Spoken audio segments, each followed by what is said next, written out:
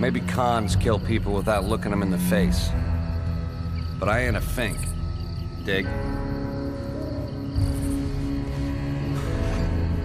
You've made your last delivery, kid. Sorry you got twisted up in this scene. From where you're kneeling must seem like an 18-carat run of bad luck. Truth is, the game was rigged from the start. A grave, a bullet, a man in a checkered suit. That's how Fallout New Vegas begins. Not with triumph, but with death, or something close. And when you wake up in Doc Mitchell's house, patched up and barely alive, your goal is clear. Find the ones who put you in that hole. Revenge, or vengeance, whichever sounds cooler. But New Vegas isn't a game that gives you satisfaction cheaply. It never has been. The road to vengeance is littered with choices, and when you finally meet your would-be murderers again, you're not given a cathartic, scripted moment of justice. You're given a conversation, and it's not even a dramatic one.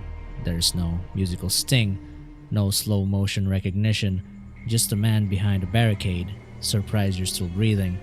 It's understated, human, which is what makes it so disarming. You expected a confrontation, you get a dialogue tree, and suddenly, it's not just about revenge, it's about whether revenge still feels necessary. Let's put ourselves in the courier's shoes for a moment. You were ambushed, shot in the head, left for dead in a shallow grave. If there's any situation where retaliation feels justified, this is definitely it. And yet, when you finally find Jessup and the cons in Boulder City, things are complicated to say the least. They're holed up, trapped, and negotiating for their survival. They even took hostages because they're so desperate. They're not threatening you. They're not even looking for a fight. In fact, Jessup doesn't even recognize you at first, and when he does, he's not hostile. He's almost surprised you're alive. It's not defiance, it's not malice, it's regret, or at least something like it. Jessup makes it clear they didn't want to kill you. That was Benny's call. There was just muscle. The job got messy. It wasn't personal. I should have known that the caps were too good to be true, but there was still no way I could pass up the chance. But this is the contradiction at the heart of the cons' involvement. They didn't choose you, you were just another courier. But when you're lying in a grave, bleeding into the dirt, the impersonal becomes intimate. To Jessup, you were just a job. To you, he was the last face before it all went dark. And here he is again, not towering over you with a gun, but boxed into a crumbling building, waiting to be rescued or killed. The power dynamic is reversed. That's a narrative rarity in games. We often play the Avenger, but rarely are we handed such raw, lopsided moment of moral decision, where the story doesn't demand blood, but your emotions might. So what now? You can kill Jessup. You can kill every con in Boulder City. No one will stop you.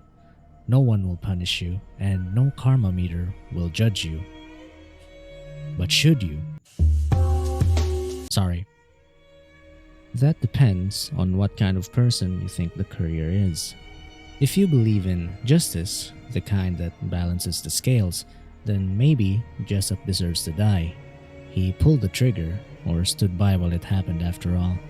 But if you believe in nuance, if you believe that people can be more than the worst thing they've done, maybe there's room for mercy. The great cons aren't cartoon villains. They're a fractured tribe, trying to survive in a wasteland that chews up the weak.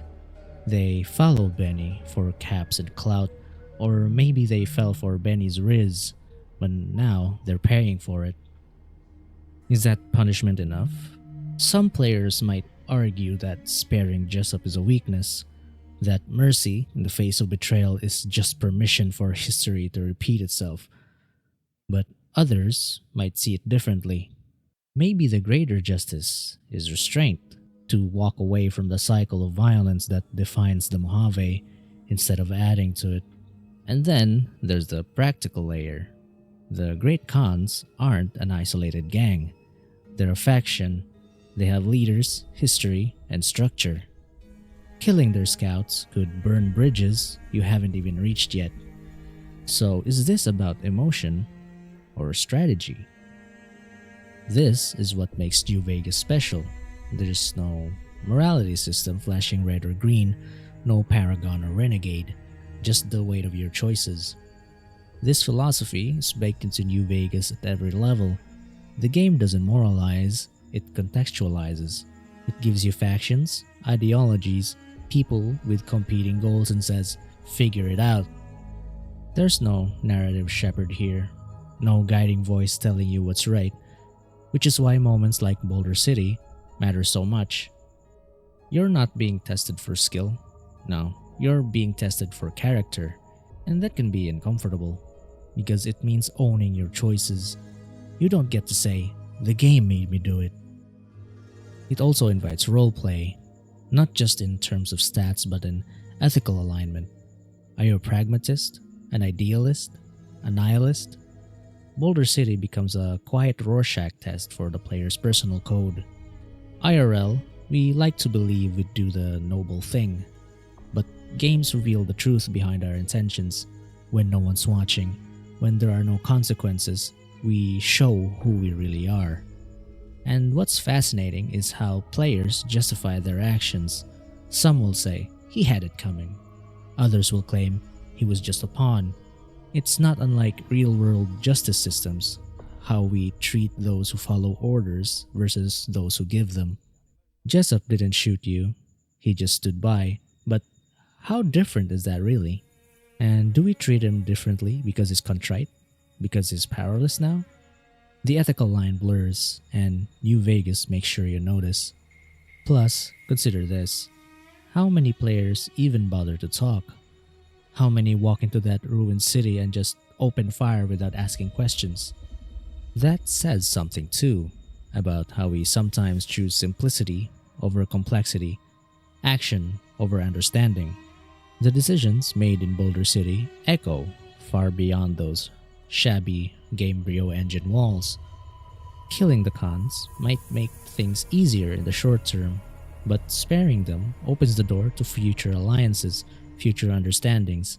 It's a thread that weaves through the game's larger themes of tribal identity, loyalty, and redemption. After all, if you spare the Khans here, the game will give you a reputation point, from neutral to friendly, at least on my game. You mean, just let them go? How would I explain this to my superiors? 500 caps would go a long way for some soldiers' families. This doesn't feel quite right, but it resolves things and gets my troopers back in one piece. Dismissed. I'm getting real tired of talking. And we are out of here. Here, a souvenir for you. It's Benny's lighter. Shove it up his ass when you catch up with him. Warning. Fuck Benny. We'll make him pay for stabbing us in the back. Down the road, if you engage with their story further, you can influence their leadership. You can steer them away from self-destruction in Caesar's Legion. Or not. Maybe you decide they're too far gone, but you get to decide. Killing them closes a chapter. Sparing them opens dialogue. Even if you never see the consequences firsthand, they exist. In the world, and in your headcanon. That's another quiet strength of New Vegas. The consequences don't always yell. Sometimes they just happen, and you realize the story you're in is one you're co-authoring. In a world of mutants, madmen, and moral decay, New Vegas gives you something rare. Freedom. Freedom not just to act, but to interpret. To weigh guilt, forgiveness, and what it means to be wronged. Jessup and the Great Khans aren't heroes, but they're not monsters either. They're people. Flawed, scared, trying to survive. And when you finally face them, weapon in hand, you're not just deciding their fate, you're deciding who you've become. And maybe that's what makes this moment in Boulder City so impactful. It's not just that the game gives you control, it's that it trusts you with it.